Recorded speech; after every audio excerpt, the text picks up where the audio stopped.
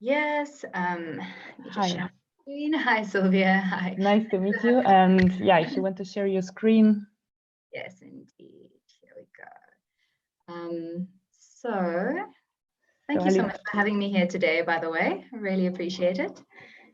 It's very cool to get to speak here with you guys. So today I'm going to be speaking about Build Back Better, life after COVID and the role of finance.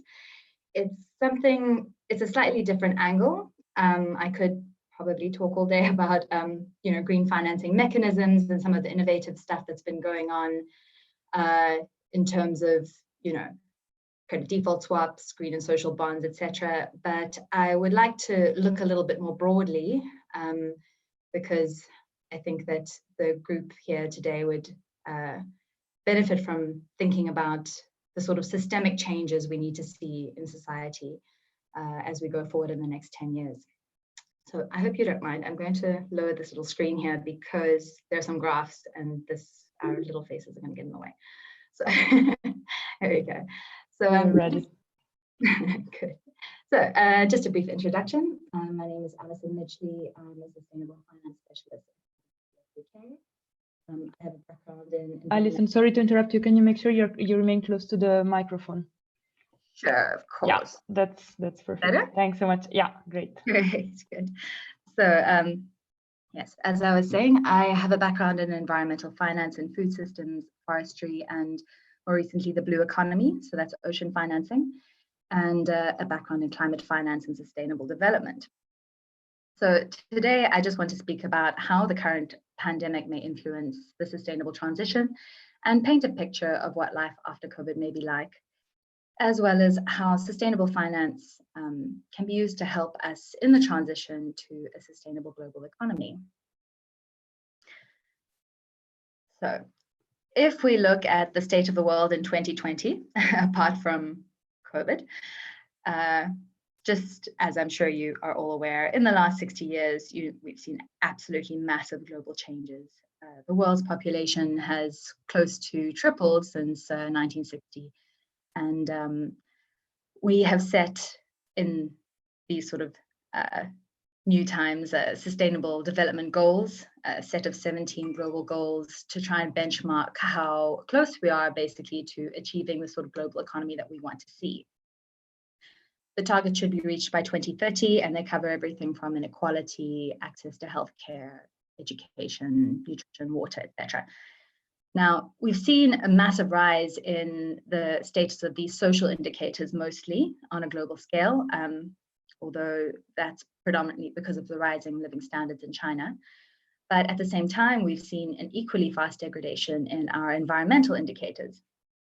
So the planetary boundaries are an example. They were developed by the Stockholm Resilience Center about 10 years ago, and they set about 9 global boundaries. Here they are here, that if crossed would lead to predicted global tipping points. We could see a shift to a completely new norm. And 4 out of these planetary boundaries have already been crossed. That's biodiversity loss, climate change, nitrogen and phosphorus cycles, and more recently, land use change. And this has been corroborated in the Living Planet report, WWF, which has shown 60% decline in vertebrate populations globally over the last 40 years. And also in the IPCC report, which has emphasized how important it is for us to keep the world within 1.5 degrees above pre-industrial emissions levels. In fact, the impact on biodiversity could double between the 1.5 degree and 2 degree limit. And of course, the biggest impacts we will see first and foremost will be in vulnerable people in developing countries.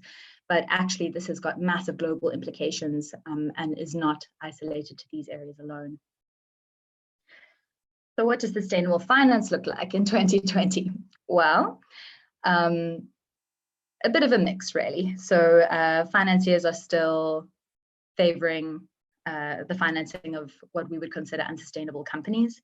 Our energy is still predominantly fossil fuel based, despite impending health risks. And investment banks have financed about $2.7 trillion per year to the fossil fuel industry since the Paris Agreement, mostly through mainstream financing mechanisms. So over here, we've got a list of the top investment banks and how much they have been financing. On the other side of things, we've seen some positive movements. For example, national subsidies have shifted in favor of renewable energy, although other industries like agriculture are still haven't benefited quite so much. And the sustainable finance market is still relatively young. So green bonds, although they're heavily oversubscribed and there's huge amounts of interest, are still only sitting at about 16 billion US dollars, which in the face of, you know, a multi-trillion, over $100 trillion market is still relatively small. So another issue is that responsible investing, although it's about 30 trillion US dollars, so it seems quite large, actually has very little standards and norms applied throughout the industry, meaning that anything really with a greenish stamp can fall into that pot. So we really are needing to see a shift in the way that we approach the green market and ensure that we're getting these green and social positive impacts from where we invest. So just generally speaking, we've had quite a few seismic shifts, I would say, in the way that mainstream finance is considering climate. Firstly, central banks have recognized climate risk not only as an environmental risk and a non-financial risk, but actually as a financial risk to stakeholders. So this has also been spearheaded by private banks. BlackRock released a report earlier this year talking about the GDP loss we've already experienced from climate impacts, and financial regulators such as pension funds have been told that they will need to integrate environmental risks and environmental, social, or governance factors that could be material to their clients into their reporting. We've also had the Task Force for Climate-Related Financial Disclosures set up to recognize the risk, basically to ensure that there's some sort of reporting on climate risk. On the other side, in terms of the green streams of finance, we've had things where, in the meanwhile, the EU is setting up the green taxonomy to actually define what green means. What does it mean if you have a green bond, and what counts and what doesn't count, which is huge. And we've also seen scientific movements, for example, the science-based targets, which are setting up a way to understand what a portfolio aligned to a 1.5 degree planet could look like, a financial portfolio, and how we can align that to a one planet economy. Again, as I mentioned before, we've also seen some really great innovations, finance-related innovations and technologies, new cryptocurrencies that are allowing farmers access to markets in certain regions, or certain financial benefits, other debt swaps, for example, green and social bonds that look at conservation financing, wildlife credits, and new traceability technologies through blockchain. So it is very promising, albeit we still need to see this ramped up quite a bit for us to see the sort of changes that we need. Another aspect is that this little graph here shows what is of most interest. What does it mean when financiers usually say we are investing sustainably? And we see that most of the time they're talking about climate change. Predominantly, that means renewable energy, wind, solar, etc. So what I'd just like to touch on now is to think about whether it's actually enough to only be talking predominantly about renewable energy when we think about our global future. I've shown before with the planetary boundaries that climate is just one part of the full story, and that there are quite a few other planetary boundaries we need to think about. So this is, you can't really see, but basically climate, biodiversity loss, and land degradation are three faces of the same problem. They are mutually reinforcing, and they cannot be thought of individually. They're not only about climate change is not only about renewable energy. There are huge systemic feedback loops that are going on that are reinforcing climate change, and with that, desertification and land degradation, as well as biodiversity loss. So just as an example, biodiversity loss is mostly driven by land use change from agriculture, leading to deforestation for food systems. 80% of that approximately is for livestock, and then about half of the cropland that we use is for feed for our livestock. So we see not only this clearing of carbon sinks, but also replacement with high emitting air, activities, degrading soils, as well as marine environments, which also degrade carbon sinks. So effectively, climate change is reinforcing biodiversity loss, which is reinforcing diversification, desertification, and that is also impacting the climate. Now, in the last few months, because I'm bringing us back now to the current crisis where we are in our COVID crisis, we've seen quite a few studies linking natural habitat degradation and encroachment to the spread of zoonotic viruses. So these are viruses that are derived from animals. And also, we've linked these, there have been quite a few studies that are linking agricultural expansion into natural ecosystems and intensification of farming to the spread of such viruses. Mostly it's just in terms of how very broadly the vector of these diseases will change in behavior or in distribution or in access to whatever means it needs to spread. So it's a really complicated sort of, I guess, umbrella view of it. But overall, what it means is that we are increasingly coming into contact with wild species, and our actual food system that we have is aggravating the risk of such spreading. We've seen impacts over the last 20 years, ample warning about the impacts of a risk of a pandemic, both in terms of the loss of life, which is substantial, but actually increasingly also economic impacts and disruptions to global supply chains, so food and resource security issues. Just as a sort of example, in 2003, the SARS outbreak maybe affected about 9,000 people, but it also cost about 30 to 50 billion US dollars. And every year there are salmonella outbreaks that do affect millions of people. So we know that climate change is going to disrupt these systems further.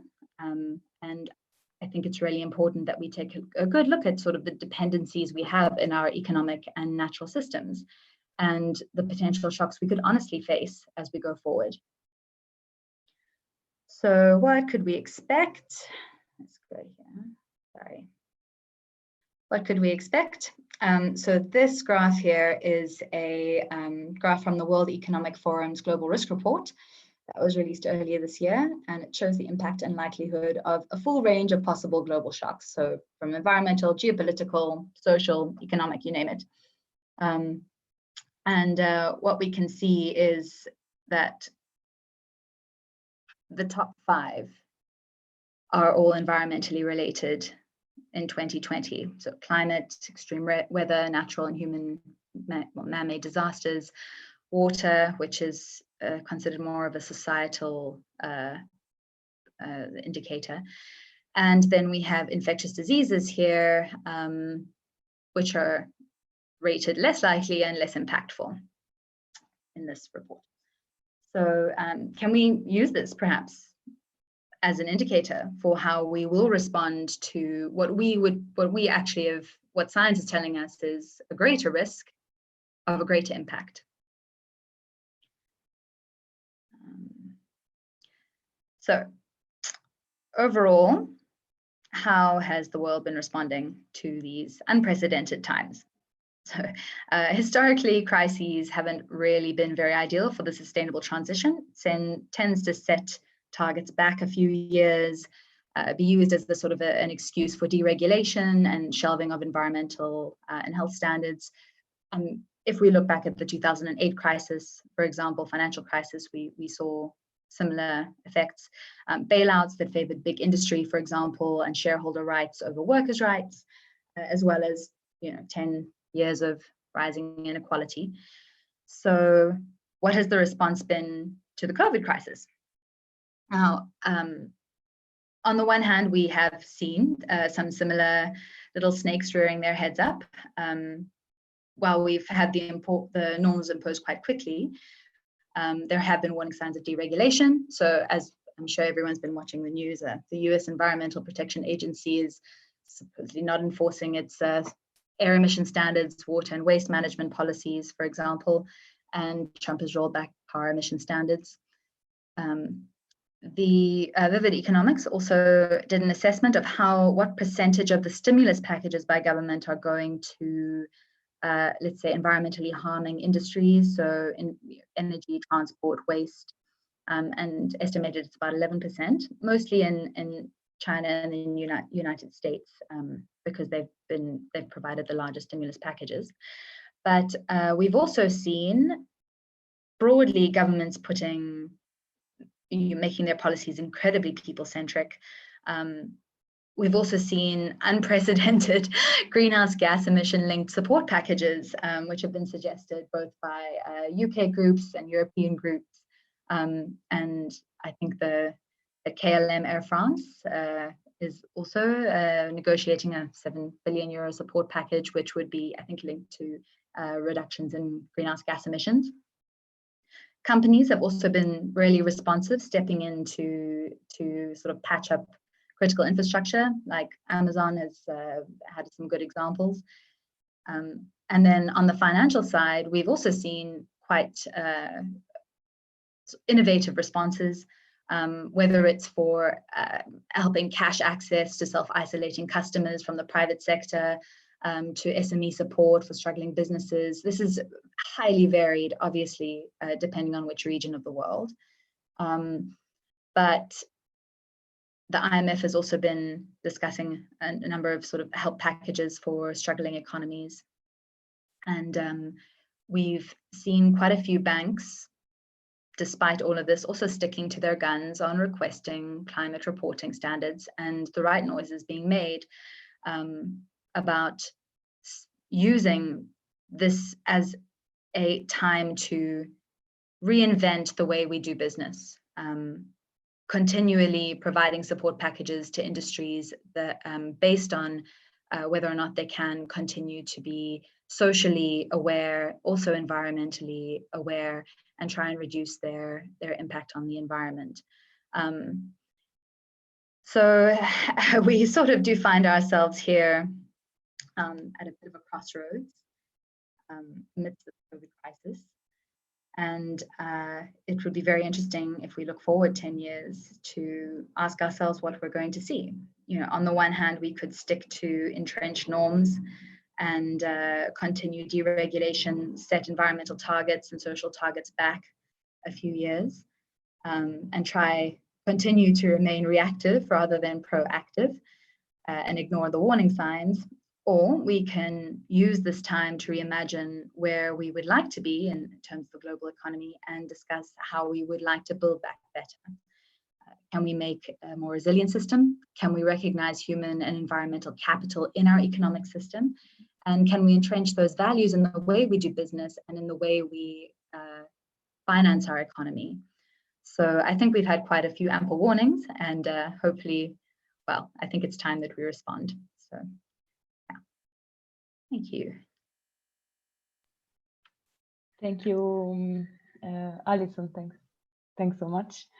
I think that was extremely helpful to see from, again, another perspective. We had so many speakers, and all of them are obviously talking about planetary boundaries, but then everyone takes it from a different angle. So we had the policy, we had at the European level, we had the consumer level, we had the international negotiations level, and now finance as well, which again might feel a bit far away from citizens sometimes. It's a disconnected topic from populations, but it's definitely a very important one with a big leverage factor.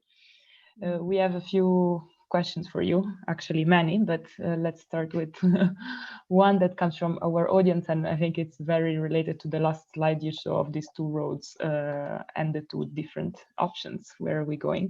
But in particular, we would like to hear from you how optimistic or pessimistic you are in terms of the role of the private sector and finance included in this private sector broad definition. in addressing climate change. So do you think that it can actually have a role, and what's your take on this? Well, I must say, as I said before, I think it's a bit of a mixed bag.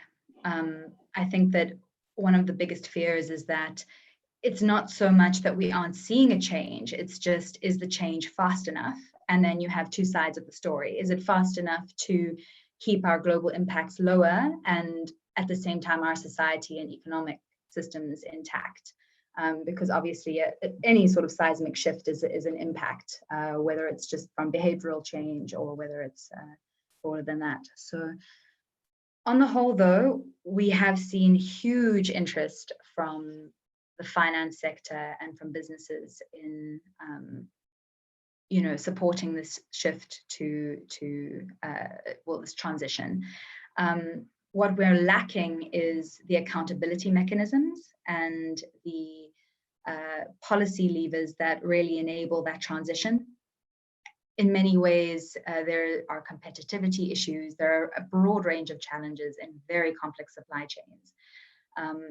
And I don't think that enough has really been done to try and set those benchmarks high enough, because I don't think that it's unobtainable for many companies and financial institutions to be a bit more creative and take that step further.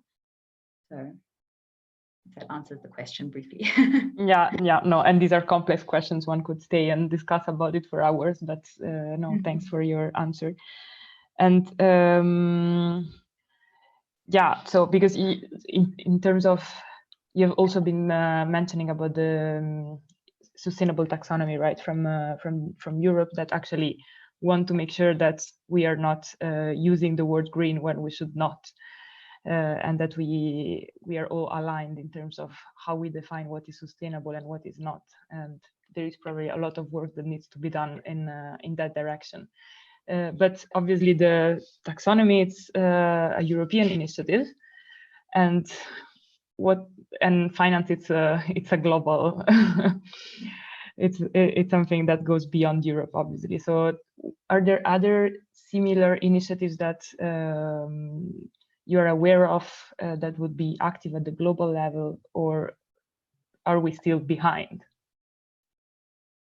So interestingly, if you look at the amount of total responsible investment globally, it's growing really fast, except in Europe where it's decreasing. And the reason is that we are strengthening our standards. So suddenly things that were considered sustainable or responsible, a few years ago, are now not allowed to be in that bucket anymore. I think that absolutely there's no question of a doubt that Europe is leading. But at the same time, Europe is a massive consumer market from a number of different perspectives. And there is a lot of influence that Europe can still have on global movements. China and India are probably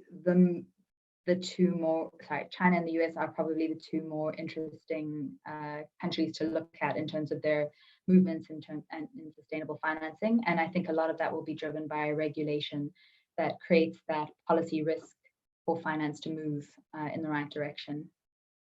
So it is a little bit early to tell, but you're absolutely right. Europe is still leading the call.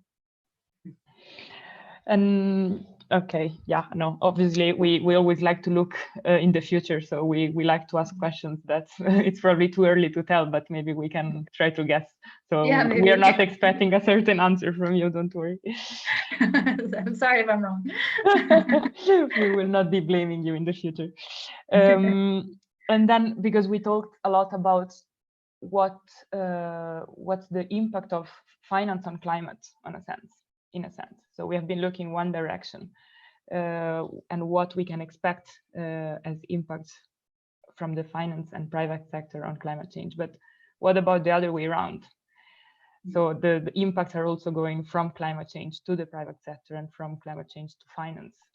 And so how are we able to understand these impacts, and what should we do to make this really clear to the private sector, because then I think that's when the shift will become real. I completely agree with you. And from my perspective, what I can say we've seen is that leading institutions who care about their impact and their footprint have been pushing endeavors to understand what their financial footprint is. And it's extremely tricky. Also, there is a tendency for institutions, companies and financial institutions, businesses and financial institutions alike, to ignore, for example, scope 3 emissions, which are, I mean, we into the debate of double counting, etc., and who's accountable for what. But there are leading institutions that care about their impact, but on a broader level, what we've seen most movement in is recognition of climate as a financial risk, and that's been through central banks, particularly the Bank of England, Marconi, and also leading private sector banks. Unfortunately, what we have also seen is that until enough noise is made, no one is really collecting the data and the sort of evidence you need to really understand and track those impacts. I mean, we would need to almost reevaluate how business is done. There is no environmental risk factor if you are, for example, issuing a line of credit. That's not considered other than in specific actively managed portfolios.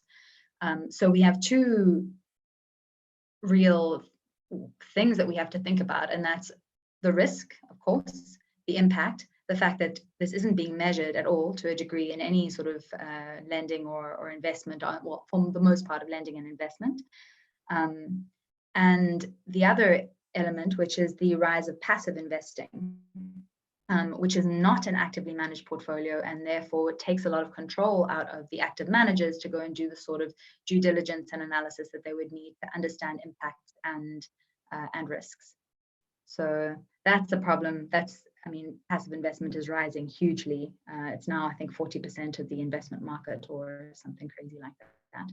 And we do need to think about that in terms of what that means for the environment. All right, thanks so much. I think we can conclude with this our session, which I'm sure our audience enjoyed a lot.